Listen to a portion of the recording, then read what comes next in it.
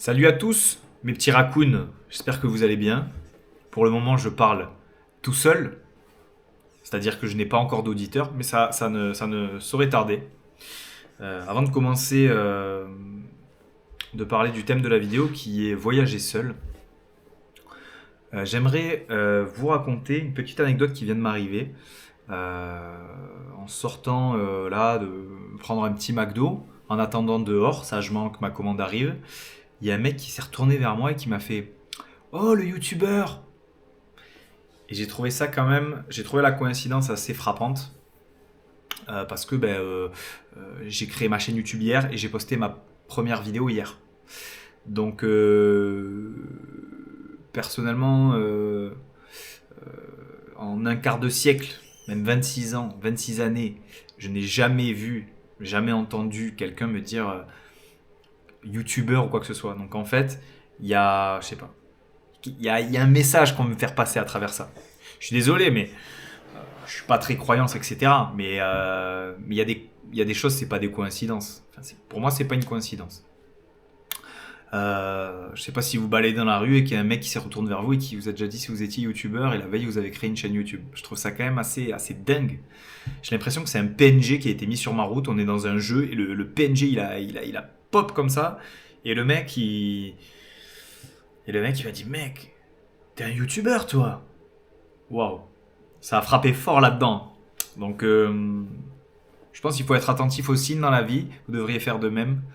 Euh, voilà, sur plein de choses. Petite parenthèse. On ferme la parenthèse. Aujourd'hui, on va traiter donc de la thématique de voyager seul, ou du moins de faire des activités seul. Voilà, je pense qu'il y aura plusieurs parties parce que c'est un sujet qui est quand même complexe et assez long. Voilà. Euh, donc par où ça part de faire des activités seules, souvent. Alors soit on vient d'arriver dans une nouvelle ville, soit on connaît pas grand monde, voilà.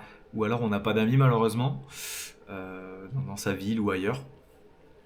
Donc on doit être forcé de sortir seul. Ou alors nos amis avec qui on a l'habitude de sortir ne sont pas disponibles. Vous avez sans doute déjà eu affaire à ce cas de figure où vous pouviez sortir avec des gens, vous savez, votre cercle d'amis du second, troisième degré qui vous proposent de faire quelque chose.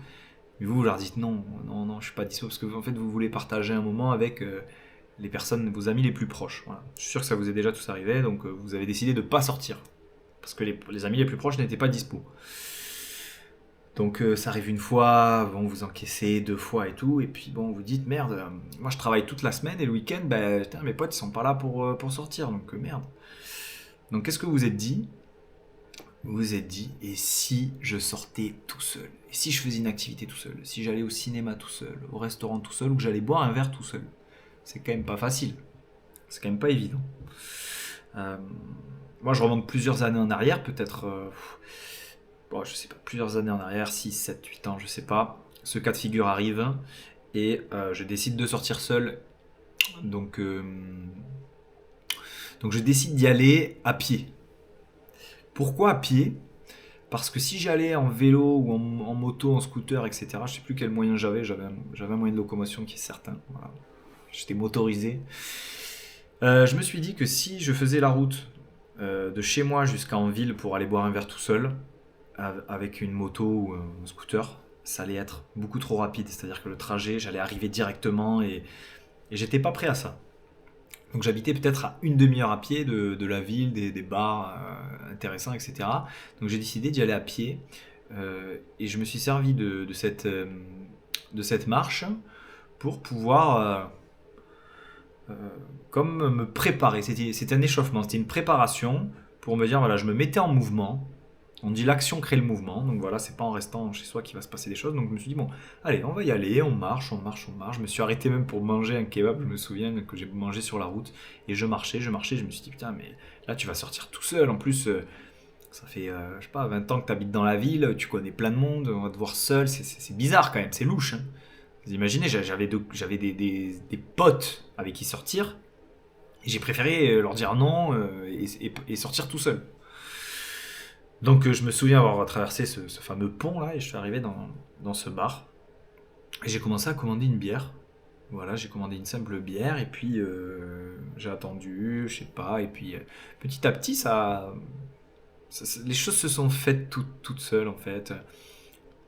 Un mec qui était prof de sport, tout ça, on commence à papoter, il m'insère dans un groupe, et puis ensuite le groupe, on décide, on fait connaissance chacun, puis on décide de sortir ensemble, et puis on passe la soirée, et en fin de compte, j'ai passé une super soirée avec des inconnus, ça s'est super bien passé, et je pense que c'est cette première expérience-là, dans ma propre ville en France, qui m'a donné le goût et la confiance de faire des choses tout seul.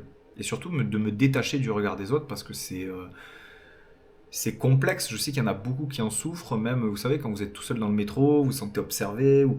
Voilà, c'est pas évident hein, de se retrouver en société, dans des situations où on est seul, etc. Et voilà, comme je vous dis, le simple fait de prendre le métro, pour certains, c'est une galère, hein. Moi, je sais que même à l'époque, j'ai jamais eu de problèmes sociaux ou quoi que ce soit, mais même être tout seul dans le métro, pour peu qu'on ait un peu de stress, etc., on s'invente des vies, on se dit putain, il me regarde, ou tu vois, genre, surtout quand t'es jeune, tu es un peu hypersensible un peu à tout. Donc voilà, cette première expérience, si ça peut servir de conseil, de faire une première activité au sein même de sa ville, voilà. C'est vrai qu'aller boire un verre, c'est un peu plus délicat qu'aller au cinéma, parce qu'au cinéma en soi on est un peu caché, etc. Le restaurant c'est pas mal. Le restaurant c'est pas mal d'assumer qu'on est tout seul. Et le soir, parce que le midi ça compte pas. Le midi il y a plein de gens qui mangent tout seuls. Mais manger le soir tout seul, c'est une des premières barrières à passer. Il y en a peut-être qui vont se dire ouais non mais c'est rien, je l'ai fait 10 fois. Tant mieux pour vous. Mais la plupart des gens ils sont pas là-dedans. Donc c'est quand même important d'en parler. Donc première étape, ouais, je pense aller boire un verre dans un bar. Je sais que pour les femmes, c'est malheureux de dire ça, mais c'est vrai que voilà, j'en ai déjà parlé avec des femmes qui m'ont dit ouais, mais t'imagines, moi je vais toute seule dans un bar et tout, enfin, je vais tomber sur des lourds.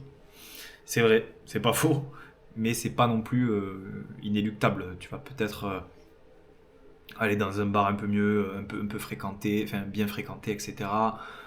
Voilà, tu vas te fondre dans la masse et puis voilà. Et à partir de là, donc moi j'ai commencé vraiment tout, tout en bas de l'échelle de la solitude, j'ai envie de dire, parce qu'il y a des gens, tu sais, ils ont 18-19 ans, ils ont toujours vécu chez leurs parents, même pas d'appart ou quoi que ce soit. Et du jour au lendemain, ils ont fait un voyage de 2 mois en Inde et au Népal. Ils ont gravi des montagnes avec des moines, avec des pioches, tu vois. Donc là c'est vrai que ça peut être un peu violent. Et il y en a qui se le sentent pas direct de le faire, hein. C'est rare quand même, hein, les téméraires comme ça qui se barrent, ou alors c'est vraiment qu'ils sont dans une jeunesse tellement importante, tu vois, quand t'as 18, 19, 20, c'est vraiment, t'es dans une jeunesse extrême. C'est comme les manèges, tu sais. Euh, Quand t'es très petit, t'as peur des manèges. Quand t'es adolescent, tu raffoles de ça. Et quand tu vieillis, tu commences à avoir le vertige parce que t'es conscient de ce que t'es en train de faire. Et justement, cette inconscience, la jeunesse qui est très très jeune et qui est inconsciente, eh bien, elle va se délester de la peur et donc elle va pouvoir peut-être franchir des caps qu'elle n'aurait pas fait. Moi, par exemple, en avion, quand j'étais petit, j'avais pas du tout peur de l'avion. De mes 18 à mes 22, j'ai développé une phobie de l'avion, alors je l'avais pris une cinquantaine, une centaine de fois. Puis ensuite, je me suis sevré, enfin, je me suis soigné un peu et là, ça va mieux. Mais la peur, c'est souvent autour de la conscience, hein, voilà. Parce qu'il y a des gens qui, pour vous, sont courageux, alors qu'en fin de compte, ils n'ont pas fait preuve de courage. Parce que leur caractère leur permet juste d'agir sans se poser de questions. Donc voilà, pour moi, le courage, le vrai courage, c'est celui où on éprouve de la peur. Voilà. C'est juste ma version. Et donc voilà, donc cette soirée s'était très bien passée. Et puis j'ai décidé d'aller rejoindre un ami qui était en Allemagne, qui faisait ses études là-bas. Et moi j'avais des vacances, donc je travaillais, j'étais un jeune travailleur, je devais avoir 20-21 ans, et peut-être 19-20, enfin peu importe. Et du coup, ben, je prends un vol pour aller en Allemagne, sauf que j'avais un peu plus de temps que lui, bon bref. Et je vois Ryanair, grâce à Ryanair c'est vraiment dans mon cœur. Ryanair, franchement, si le patron de Ryanair, tu vois cette vidéo, je déconne jamais, il verra ça. Ben, je t'aime, voilà. Parce qu'il m'a permis de voyager, de faire des Toulouse-Luxembourg à 9,99, des Toulouse-Dublin à 9,99, mec. J'ai même payé, je crois, 7,99 un vol, enfin, c'était n'importe quoi. C'était l'époque Covid, quoi, tu sais. Covid, même un peu avant Covid, c'était n'importe quoi. Et donc, du coup, je me suis dit, putain, je vais aller voir mon pote et je vais en profiter sur la route pour aller dans une destination qui est à mi-chemin, tu vois. Et là, je regarde les destinations, tu vois, je balaye, je regarde les dates et tout, et je vois Luxembourg. Je me dis, putain, c'est nickel, ça va me servir de première expérience en voyage seul, tu vois. Et donc, je prends un vol qui était terrible, c'était pendant la tempête Katrina, donc terrible, vraiment un vol, mais horrifiant. Franchement, les stewards, ça tremblait, ils tombaient, les gens, enfin, c'était vraiment un dégât. Moi, j'ai cru que j'allais clamser, vraiment. J'étais au premier rang avec un couple de profs et ils étaient pas rassurés, eux non plus. Mais bref, j'arrive entier, et puis là, je suis confronté en fait à la première fois, à la première vraie solitude. Pas la solitude où on finit le boulot, on est chez soi seul, non. Là, c'est pas un autre pays, mais presque en soi, hein. Le Luxembourg, c'est loin, on a dû prendre un vol tout seul, et donc, je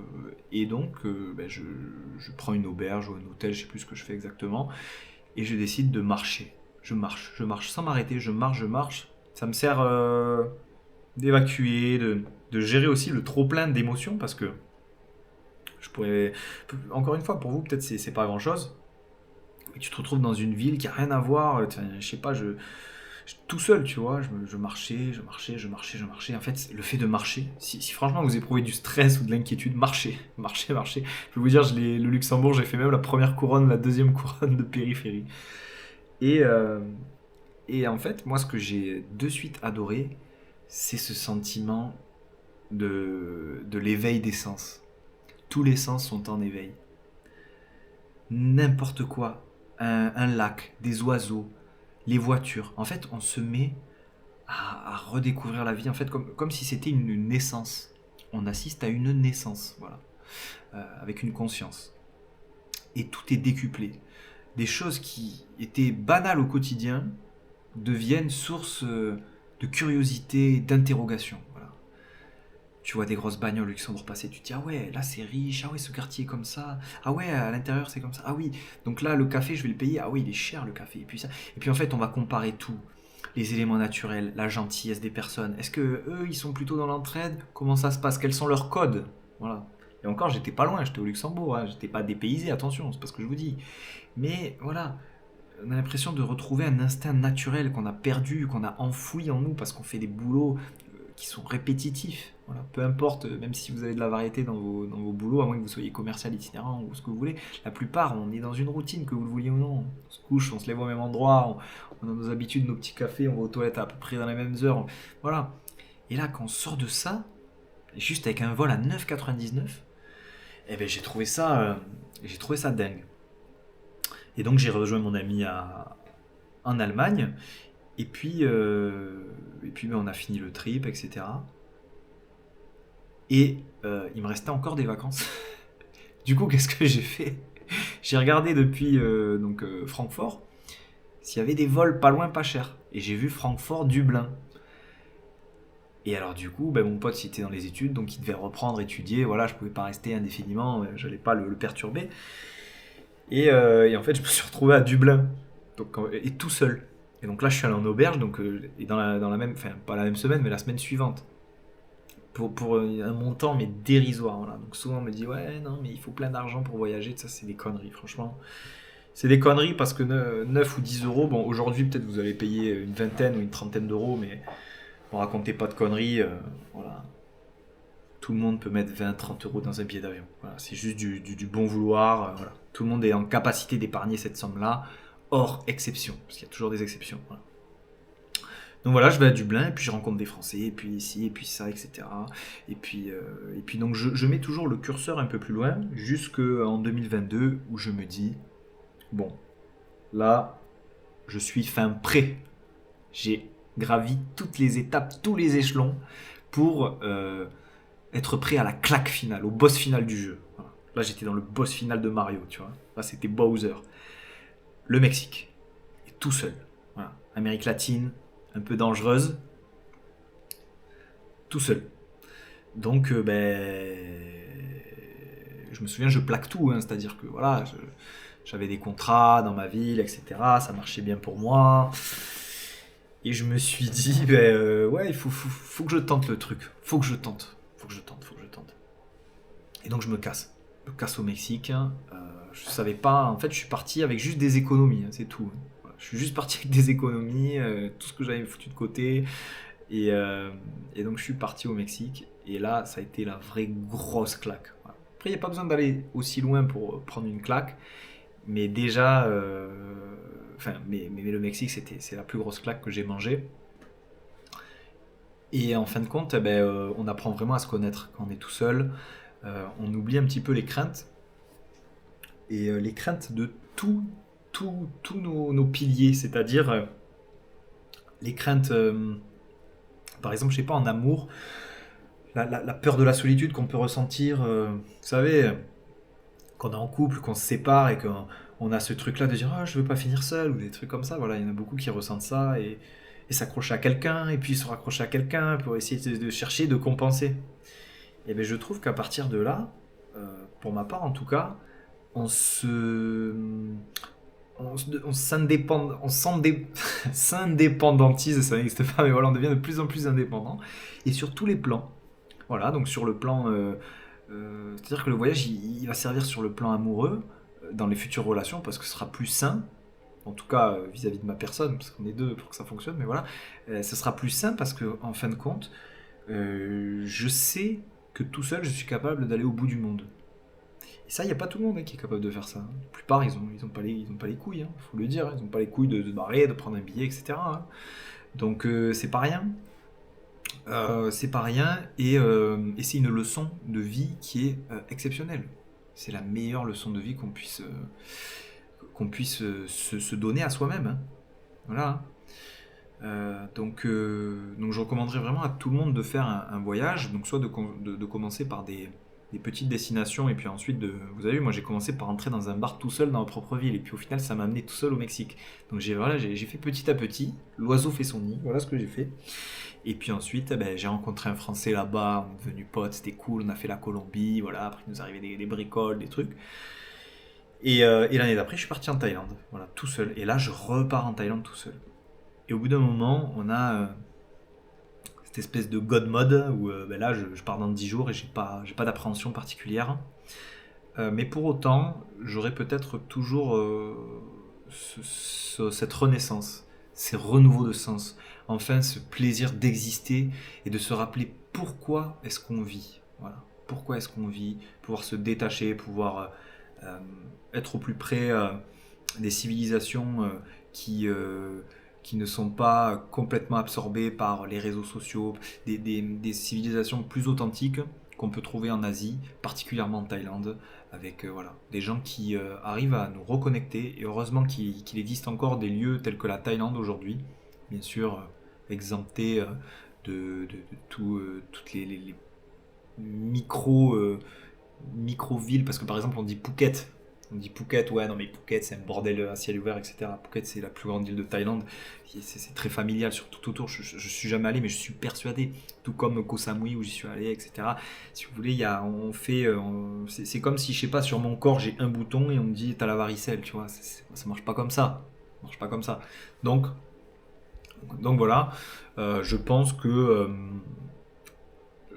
les civilisations euh, telles que les Thaïlandais, je sais pas, les Népalais, même les Mexicains, les Colombiens, etc., même s'ils ont accès au réseau, etc., ils ont une façon de vivre, de fonctionner qui nous fait drôlement de bien aux Européens. Et la plupart des Européens qui vont là-bas en Thaïlande, etc., ils reviennent, ils sont matrixés, les mecs, ils sont matrixés. Mais moi j'étais matrixé. Ça fait 1 an que je suis parti, j'ai l'impression déjà que c'était hier.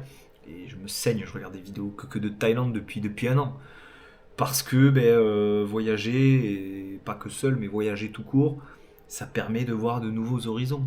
Voilà. C'est comme vivre en France toute sa vie sans quitter le nid. Euh, c'est comme bouffer du riz et du poulet tous les repas. Tu peux pas. Enfin, tu vois ce que je veux dire? Va bouffer des pâtes, va manger une pizza, va manger des petits pois, tu vois, je sais pas. Pour varier un petit peu et voir ce qui te convient le mieux. Et c'est pareil pour tout d'ailleurs, hein. Donc vraiment, vraiment, si vous hésitez à vous lancer, barrez-vous. Franchement, barrez-vous. En plus, ça coûte que dalle. Ça coûte que dalle. Vous regardez les billets. Au début, vous n'êtes pas obligé de commencer par la Thaïlande. Vous allez en Grèce, là. De la France, franchement, vous avez. Maintenant, il y a des low cost, là, les Volotea, les Ryanair et compagnie. Là. C'est très bien. Franchement, ça marche super bien. Prenez des vols à 20, 30, 40 euros. Vous vous mettez en auberge de jeunesse, là, 15 euros la nuit ou 12 euros la nuit. Et voilà, vous m'embêtez pas. Parce qu'il y en a beaucoup qui disent ouais, non, mais mec, il faut de l'argent, il faut de l'argent. C'est des conneries. Il n'y a pas besoin d'argent. Pas besoin d'argent. Les Berlin, je faisais des 4 jours à Berlin pour 90 euros avec le vol, avec la navette d'aéroport, avec la bière, avec la bouffe, avec tout ce que tu veux. Donc faut arrêter. Faut juste être malin. Faut juste être malin. Voilà. Vous êtes là pour être en immersion avec les locaux, vous êtes là pour rencontrer des gens, vous êtes là pour une expérience sociale. Vous êtes là pour vous faire grandir. Vous n'êtes pas là pour vous mettre dans un hôtel à 112 euros la nuit et voilà, vous n'allez pas sortir parce que vous avez le petit déj inclus, all inclusive et ce que tu veux là, mes couilles, et puis après, bah t'es. Voilà. Après, tu fais quoi? Tu fais quoi après? Tu fais rien du tout. Tu restes dans l'hôtel et puis tu reprends ton vol et en fin de compte, tu ne peux pas grandir d'une expérience parce que tu as juste reproduit le confort dans lequel tu étais. Alors, ça, c'est une expression que je ne peux plus me voir là, sortir de sa zone de confort. C'est un peu ce que je vous dis de faire. Mais par pitié, utilisez pas ce terme parce il me fout les boules, ce terme. Il a été utilisé à tort et à travers. Et c'est très bien hein, que tout le monde, voilà, ceux qui ont réussi à le faire, veuillent entraîner les autres. Mais ce terme, vraiment, je peux plus me le voir. Je trouve il est surfait. Et voilà, j'ai l'impression qu'il y a tout un engouement un peu faux autour de ça. Donc moi, voilà, ça me débecte un petit peu. Donc voilà, essayez de partir déjà. Partez tout seul. Retrouvez-vous. Apprenez à gérer vos peurs. Parce qu'on a tous des peurs, on a tous des craintes, hein, c'est pas évident. Voilà, des fois, on n'ose pas aller vers les gens, on n'est pas dans un bon mood, on est truc. Faut le faire, c'est comme ça, faut le faire. C'est comme le vaccin au docteur, c'est comme la prise de sang, c'est comme le dentiste, c'est comme l'ophtalmo. Tu le fais, c'est tout. On t'a pas demandé, tu vois, c'est comme le sport, on t'a pas demandé, c'est comme ça, c'est la vie, il faut que ça bouge, il faut que. Voilà. Donc il faut le faire. Donc faites-moi plaisir, barrez-vous. Allez, ciao ciao.